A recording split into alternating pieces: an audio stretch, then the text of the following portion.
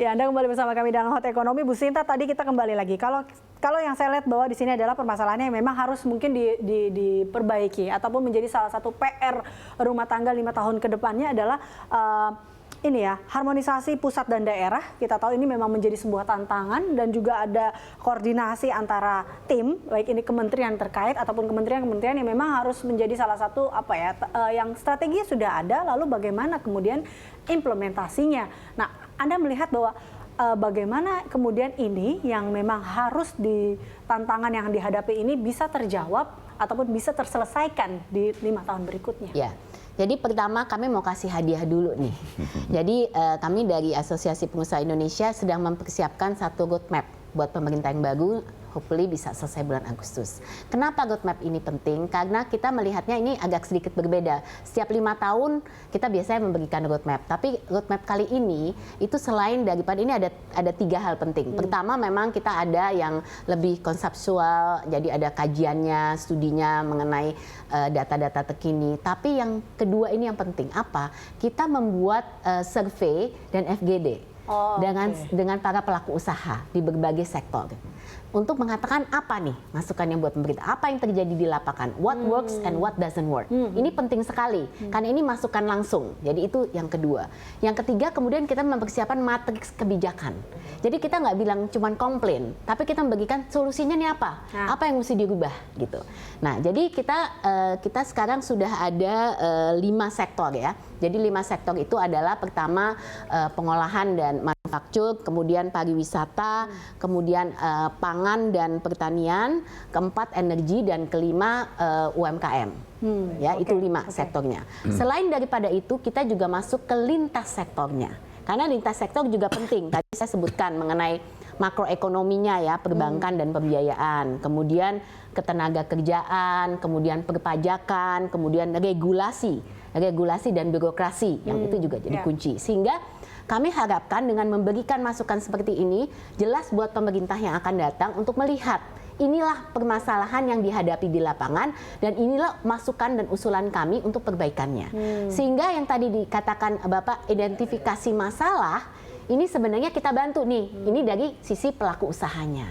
Oke, dan ini juga bisa menjadikan atau menunjuk the right man at the right place juga ya, siapa orang-orang nanti yang menjadi mendukung para pemimpin kita nanti ya, karena memang jadi salah satu halnya adalah tim memang ditentukan untuk menjawab itu ya. Tahapan berikutnya oleh ya ini tadi masukan dari roadmapnya Bu Sinta. Tapi kalau kita lihat juga Pak Peter, ini kita meski masih terdapat sebuah tantangan di 5 tahun terakhir ini kan kita tahu bahwa ada indikator ekonomi menunjukkan kinerja yang terbilang masih positif lah ya. Ini kalau kita lihat diantaranya tingkat kemiskinan pun untuk pertama kalinya berhasil ke single digit, tingkat inflasi dilaporkan stabil dan pertumbuhan ekonomi berhasil dijaga di level 5% di tengah kita tahu gejolak ekonomi yang luar biasa. Nah, Anda melihat apa mungkin yang harus dilakukan oleh pemerintah next untuk menjaga iklim ekonomi ini?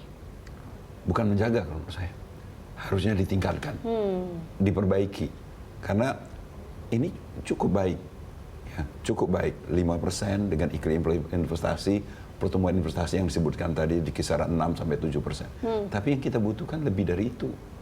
Ya, kita tidak cukup tumbuh hanya dengan 5%. Kalau kita lihat tadi lintasannya itu sangat linear dengan slope yang rendah.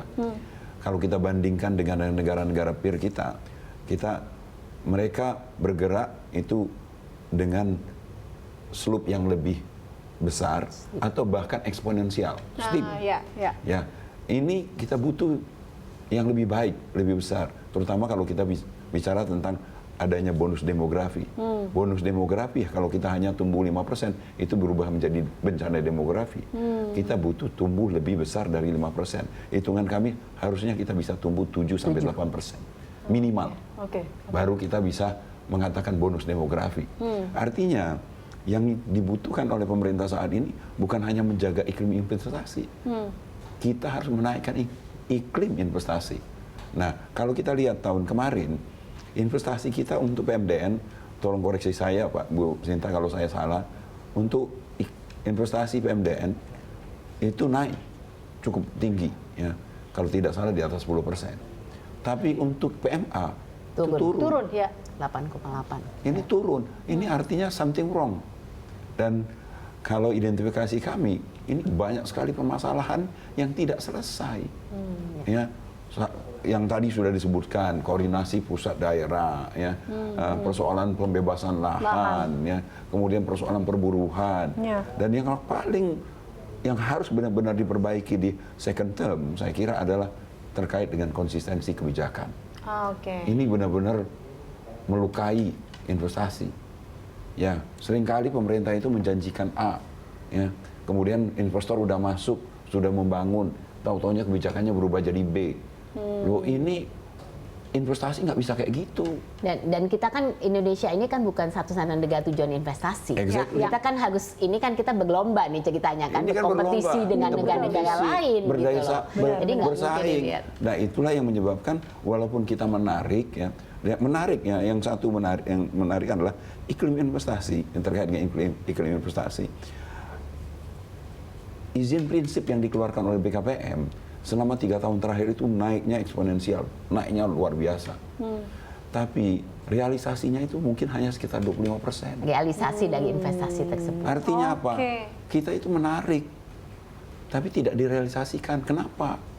Nah, ini kita bicara tentang kita itu tidak sendiri, ada negara lain. Ini dan sebenarnya itu menarik kalau kita lihat ease of doing business kita. Sebenarnya bukannya kita tipe perbaikan yang tidak baik, tapi yang negara lain lebih cepat. Lebih cepat. Makanya kita ada sedikit penurunan. Padahal sebenarnya kan kita pasti lebih baik. Oke, ini kalau kita lihat ya di momentum seperti ini, kita lihat memang perekonomian kita cukup positif. Lalu dengan memanfaatkan momentum yang sekarang ini, apa mungkin yang harus ataupun harapan bagi para pelaku usaha atau dunia usaha sendiri dari Bu Sinta, Anda melihatnya apa yang diinginkan dengan sudah ada roadmap-nya yang apakah nanti roadmap ini akan menjadi salah satu jalan keluar bagi pemerintah next atau seperti apa Anda melihatnya? Ya, jadi kita mungkin rangkumannya ada 3 hal penting ya buat kami. Pertama adalah tadi disampaikan meningkatkan daya saing. Itu menurut kami itu sangat kunci. Kedua adalah membangun sumber daya manusia yang unggul. Nah, itu tadi kita bicarakan soal link and match-nya, upscaling, rescaling, itu semua pendidikan maupun yang masuk ke observe industri ini harus menjadi perhatian. Keunggulan kita harus ada di situ. Dan yang ketiga adalah bagaimana kita terus membangun ketahanan ekonomi nasional. Karena fundamental tadi makroekonominya juga penting, tapi kita juga harus memperhatikan dari segi ketahanan energi, ketahanan pangan, ini juga menjadi kunci kita gitu. Nah, pada akhirnya dengan ini semua, ini masing-masing tentu saja banyak sekali yang harus kita jalankan. Tapi kalau dikatakan tadi dari segi implementasi, kita sekarang sudah harus belajar bahwa jangan mengulangi masalah-masalah yang sudah selama ini terjadi gitu loh. Bagaimana kita melakukan perbaikan yang immediate gitu loh. Maksudnya tentu saja saya tidak mengatakan tadi Pak Jokowi selalu mengatakan nggak bisa dong berbalik tangan, itu betul gitu. Tapi sekarang 5 tahun sudah berlalu, kita tidak mau make the same mistake gitu loh. Jadi sekarang inilah implementasi yang kita harus kencang jalannya. Gimana caranya kita tadi bisa mengakselerasi dari segi implementasi di lapangan ini harus bisa jalan. Oke. Terakhir dari Pak Peter, jadi apa mungkin harapan dari Anda untuk ekonomi Indonesia pasca Pilpres ini? Ya, harapan saya adalah kepada pemerintahan nanti adalah jangan sungkan, jangan ragu untuk belajar dari kesalahan yang kita yang lalu.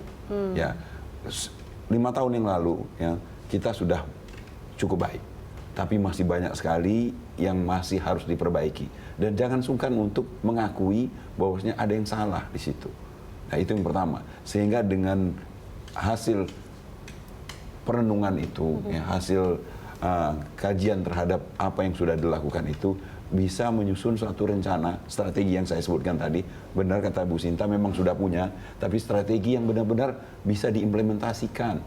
Benar-benar akan kita yakini bisa akan berdampak baik. Strategi, program, dan yang terakhir ini juga susunlah tim yang benar-benar bisa bekerja sama. Karena ini salah satu yang menyebabkan banyak sekali program yang pada 5 tahun pertamanya kemarin itu tidak berjalan baik dikarenakan tidak terjadi koordinasi tidak terjadinya harmonisasi dan sebagainya. Ini tim yang harus dibangun, tim yang solid. Oke, baik, kita harapkan itu menjadi satu harapan untuk kemajuan ekonomi kita ke depan pasca Pilpres ini. Terima kasih Pak Peter, terima kasih Ibu Sinta telah hadir bersama kami dalam Hot Ekonomi saat ini. Pemirsa, sampai di sini kebersamaan kita dalam Hot Ekonomi. Anda bisa mengirimkan informasi dan saran ke email kami di redaksi@berita1.tv atau follow kami via Twitter, Facebook, YouTube, serta Instagram. Saya Liza Hasan mewakili rekan Popi Zeda dan seluruh kru yang bertugas. Terima kasih, sampai jumpa.